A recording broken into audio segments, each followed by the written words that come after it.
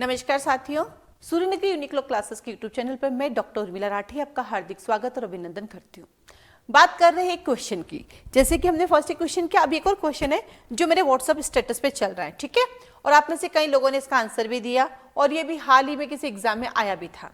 ये आया था आपके यूके एपीयू के एग्जाम में आया था।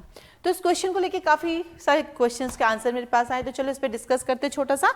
क्या कहता है, यदि एक न्यायाधीश की अपने निर्णय लिखने के पश्चात लेकिन खुले न्यायालय में सुनाने के पूर्व मृत्यु हो जाती है तो निर्णय माना जाएगा। क्या कहा कि यदि एक जज हैं और उन्होंने एक जजमेंट लिख दिया है, बट ओपन कोर्ट में जजमेंट सुनाने से पहले यदि उनकी डेथ हो जाती है तो उनके द्वारा सुनाए गए जजमेंट का क्या इफेक्ट होगा, उनके द्वारा सुनाए गए जजमेंट का क्या इफेक्ट होगा।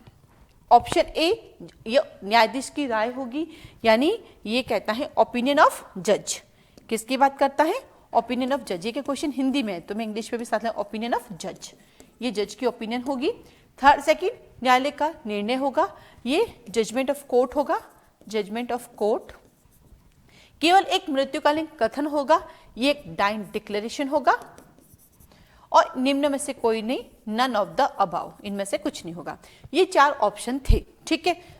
चलिए इसका आंसर जानते हैं। ये सिर्फ कोर्ट की एक ओपिनियन मानी जाएगी। इसका आंसर होगा ए। क्या आंसर होगा इसका? इसका आंसर होगा ए।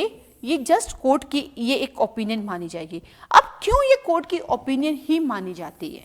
इसके पीछे क्या है? क्योंकि कोर्ट का जजमेंट तब होता जब जज साहब ने जजमेंट सुना दिया होता। जज साहब ने तो सुनाया नहीं, ठीक है।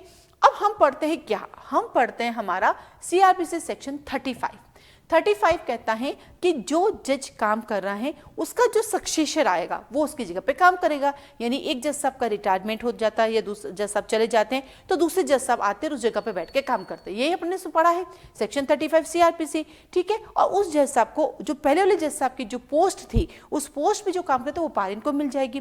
तो वहां पे क्या पढ़ते हैं कि वो मिलेगी। ठीक वैसे ही हम आगे बढ़ते हैं। जब भी हम मैटर ट्रांसफर करते हैं, जहां जहां भी हमने मैटर ट्रांसफर किया एक जज साहब का दूसरे जज साहब पर, तब भी हमने क्या पढ़ा कि इन दोनों कंडीशन में कि जब आप आए तो उसको उस प्रोसीडिंग को वहीं से कंटिन्यू कर सकते हो या फिर रीट्राई कर सकते हो। क्या कहा? उस प्रोसीडिंग को वहीं से कंटिन्यू कर सकते हो या रीट्राई कर सकते हैं। इसलिए वो कोर्ट का जजमेंट नहीं रहा, क्योंकि जो नया जज आएगा उस जगह पे वो सीधा उसको प्रोनाउंस नहीं करेगा, वो जस्ट पहले वाले जज साहब की एक ओपिनियन रह जाएगी। और उसके बाद जो है दूसरा जज चाहे तो उसको कंटिन्यू कर सकता है, जजमेंट सुना सकता है, और या फिर क्या कर सकते हैं, वापस से ट्राई कर सकता है, या फिर क्या कर सकता है, वापस से वो ट्राई कर सकता है। इसलिए इसका आंसर है जज की ओपिनियन है, ये जजमेंट नहीं है कोर्ट का। देन आता है कि एक डाइंग डिक्लेरेशन है, ये तो बिल्कुल भी नहीं है। किसी का आंसर डाइंग डिक्लेरेशन होना ही नहीं चाहिए, क्योंकि डाइंग डिक्लेरेशन तो वो होती है जो मरने वाले की मृत्यु से रिलेटेड हो, जिसकी डेथ हो रही है उसकी डेथ से रिलेटेड हो, या तो जज साहब की डेथ से रिलेटेड नहीं है तो जिसने सी आंसर लिखा उसका तो पूरा ही गलत है। और वैसे डाइंग डिक्लेरेशन कहाँ पढ़ते हैं बेटा? 32 के clause two Indian evidence act में, 32 के क्लोज 1 इंडियन एविडेंस एक्ट में, ठीक है। और देन आता आपके पास नन ऑफ द है। तो मोस्ट ऑफ लोगों के जो मेरे पास आंसर थे वो बी आंसर था। कुछ ने सी भी लिखा, पता नहीं क्यों लिखा, कुछ ने डी भी लिखा, और हाँ बहुत सारे भी हैं जिन्होंने ए आंसर लिखा। तो ये है सिर्फ कोर्ट की ओपिनियन है, बिकॉज ऑफ इसकी जगह अब जो नया जज आएगा वो उसके पास डिस्कशन पार है, वो उसको कंटिन्यू कर सकता है या फिर नए सिरे से कर सकता है। और जैसे ही वो बाउंड नहीं है तो जजमेंट नहीं है, वो जस्ट पहले वाले की ओपिनियन रह जाएगी, नए वाले उसको फिर से कंसिडर करेगा।